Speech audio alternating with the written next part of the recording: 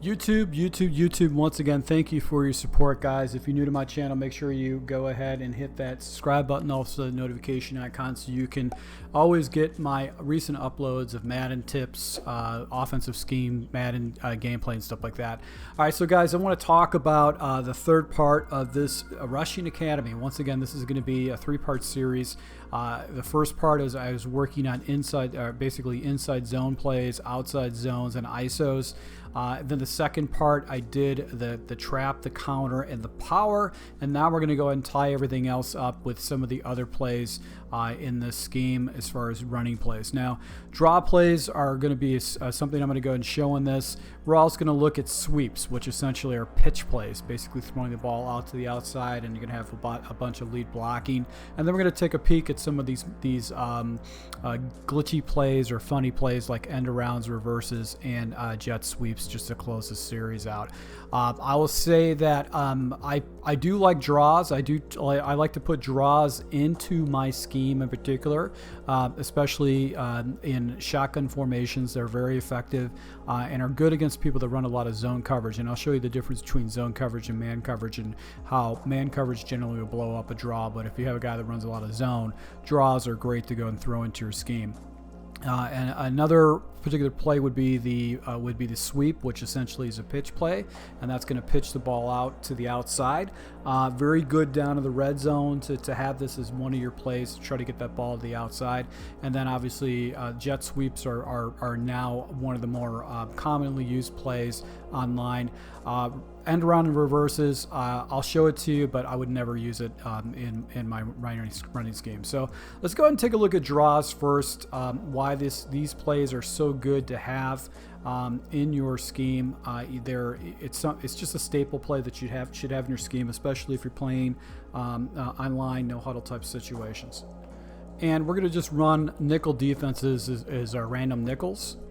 Now, a draw play, really, it's designed to be a running play, designed as a passing play, and it is kind of the opposite of a play action pass, in which you're passing the ball, disguising the running play.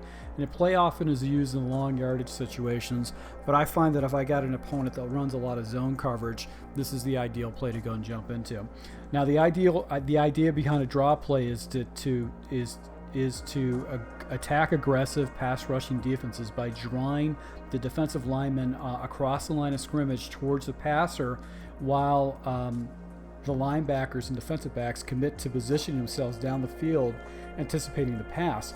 And this creates larger gaps between the defenders, thereby allowing the offense to effectively run the ball. Now, draw plays are often run out of shotgun formations, but they also can be run in quarterbacks under center. These are type of draw plays, are sometimes referred to as delayed handoffs or lead draws. I don't think I have a lead draw in this particular playbook, but those are fairly effective running plays. Now, the running back will most often will run straight downfield through a hole or in the A gap. And although there might be more complicated versions of it, the most common version is for the quarterback draw, where the quarterback itself will run the ball instead of handing it off, meaning that the running backs will help are free to help block. But really what you're doing is you're basically looking to just wait for the defense to actually fall back in coverage. This is zone, and then we're just going to run behind the holes with the A gap. So let's just go and take a look at this. So this is the perfect coverage that we're looking for. Watch the defenders. See how the defenders actually all float up. This linebacker floats up. That means he's not in it. These guys are playing some type of a zone coverage, and because of that, a lot of times what happens is these defensive ends will come down, and that's going to provide you a hole once the running back gets the ball and he actually can go and turn it up. And you'll be able to go ahead and cut these things out. Now, I believe that was man coverage, and a lot of times with man coverage, that will blow things up in the backfield. So if you do have a guy that runs a lot of basically draw plays, you can use man coverage like this and actually shut it down fairly effectively. And one of the primary reasons is that there's a lot of man defenders will actually go ahead and have to take on that running back position. So you can see this guy doesn't get himself too far out of position, and these guys are actually just carrying with the routes. And this basically is kind of like a cover two man type shell. So in that type of situation, the easiest way to shut down a draw is using man coverage. But if it's zone, a lot of times you're going to get these crazy holes that you can go and pick up some major yards. So it's really good in like a 3rd and long situation. Now, I wouldn't say 3rd and 20, but maybe 3rd and 8. A lot of times you actually can get some pretty good holes with it. But you know, there's some risk involved in it. But all you really have to do is just basically watch for the coverage to fall back, and as long as it's not man coverage, a lot of times you'll be able to pick up some pretty easy yards, and you're going to force your user defender to go ahead and play the ball. So see how these guys drop off, and now I'm picking up, you know, 10 yards and a gainer right there because these guys are getting back to the next level. All right, so the next play concept we're going to look at is going to be the pitch play or the toss play. And basically what you're doing is you're just throwing the ball out to the running back. He's going to be running to the outside, and all you're really going to do is try to either take it wide or cut it up in between the block. Now, the toss sweep is a play that usually is to run from an I formation or single back formation, and the quarterback takes a snap, reverses out, and then tosses the ball to the tailback or the running back. And when run from the formation, allows a fullback or a tight end to pick up any kind of defenders that have penetrated into the backfield. The blocking from the offensive line ranges from straight zone blocking to pulling to the play side of the guard. And while the sweep doesn't have as many play fake combinations such as a buck sweep, it tends to be more powerful and allows a running back to turn upfield faster. In previous Maddens, sweeps and pitches were really OP. It's a little bit toned down, but you still can catch someone off, especially if you throw in a lot of zone plays in conjunction with this. And this is also a great play to go and use down in the red zone, maybe inside the 5-yard line or so, where you could do it in a combination with an inside zone and basically with a pitch play to really catch him off guard. So standard pitch play, we can go opposite side, and it just kicks the ball to the outside, and if you get some pretty good blocking, you know, once again, you can go house with these type of pitch plays.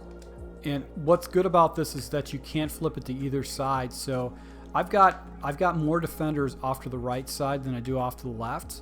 So this is going to allow me to, you know, really try to use this pitch play to get the ball to the outside. Now, people can press their defensive players and put their players, you know, down in the gaps and make an alignment where it's difficult for you to cut up. So that's where the pitch play is not necessarily great. It's not as good as it used to be because of the zones. But here's a staple pitch play: is the single back bunch. This is a play that a lot of people will use down in the red zone because you get pretty good blocking to the outside, and this is a good play just to kind of throw into your scheme down in the red zone in particular.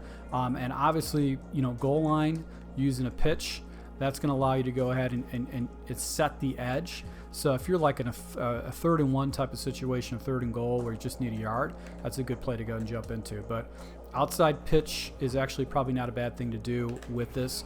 I don't necessarily, you know, you don't see people spamming pitches like you have in previous Maddens, and there's a reason behind it. They're just not as consistent, not as good as they have been before in the past, but it is something that you can throw into your scheme, especially if you got a guy that likes to crunch up his line and put all of his defenders in the box, and you know, scrunch them up into the A gap. You can use a pitch play and actually basically force him to go ahead and defend to the outside. So it's a good thing to go and throw into your scheme.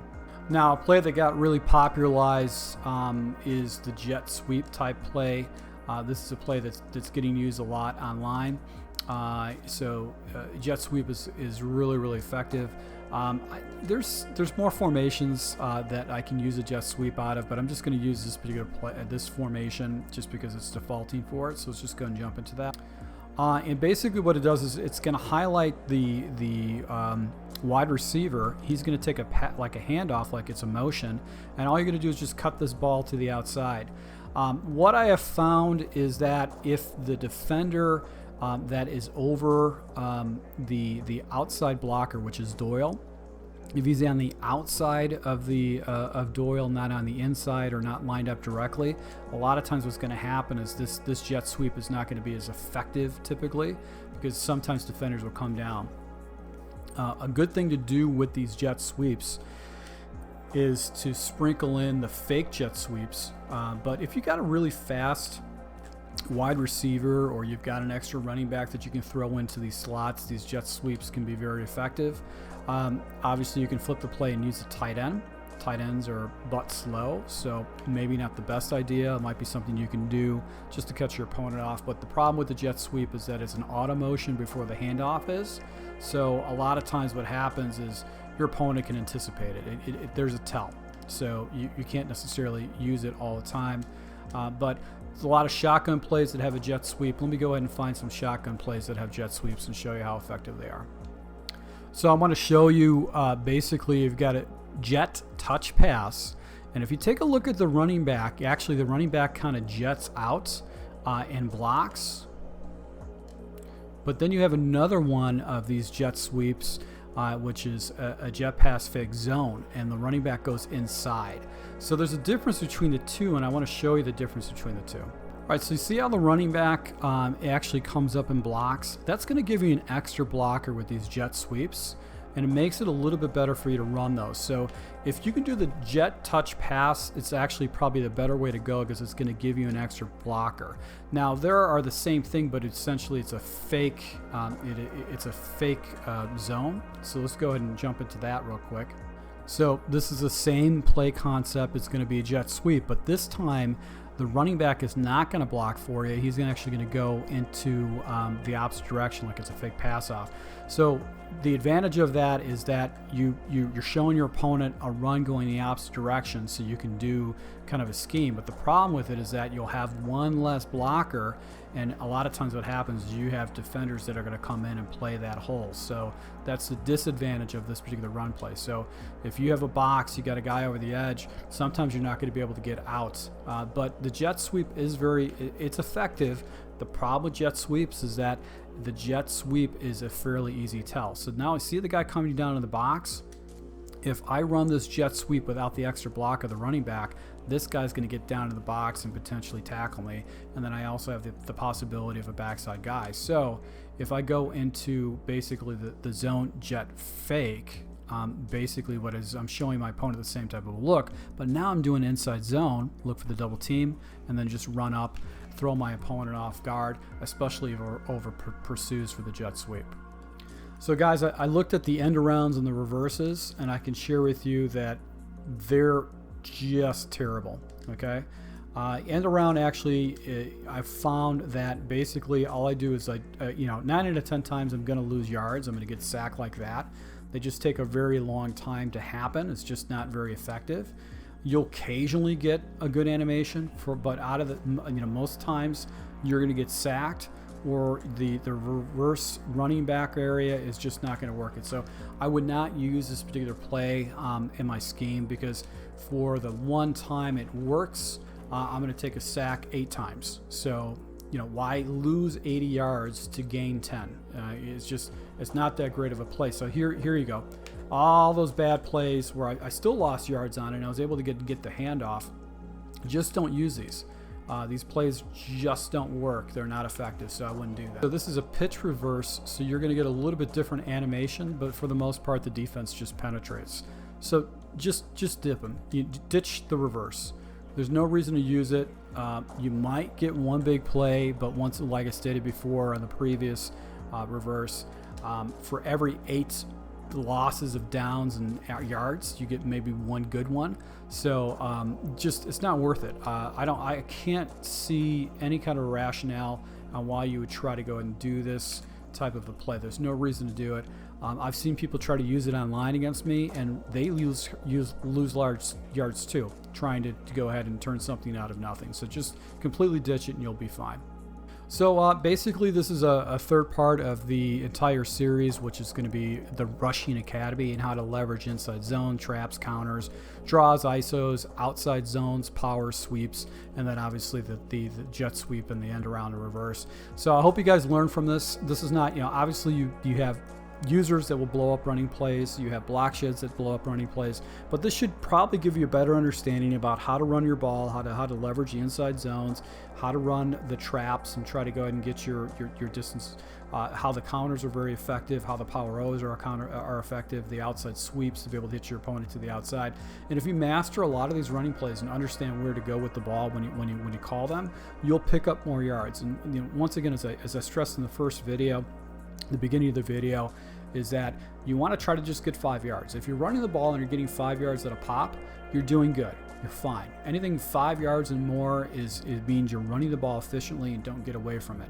If you're getting like 3 yards, 2 yards, or running up the line of scrimmage, that's when you probably want to start thinking about using some more pass plays into your scheme, because the running game is getting shut down. Now I'm just doing this against generic defenses, so people do have run defense. So obviously, if they're setting up run defense, they're shutting you down, holding you to less than 5 yards per play, then go back into your passing scheme or blend different runs in to take advantage of their adjustments. So once again, to my subscribers, thanks for your support, guys. I really appreciate it. And until next time.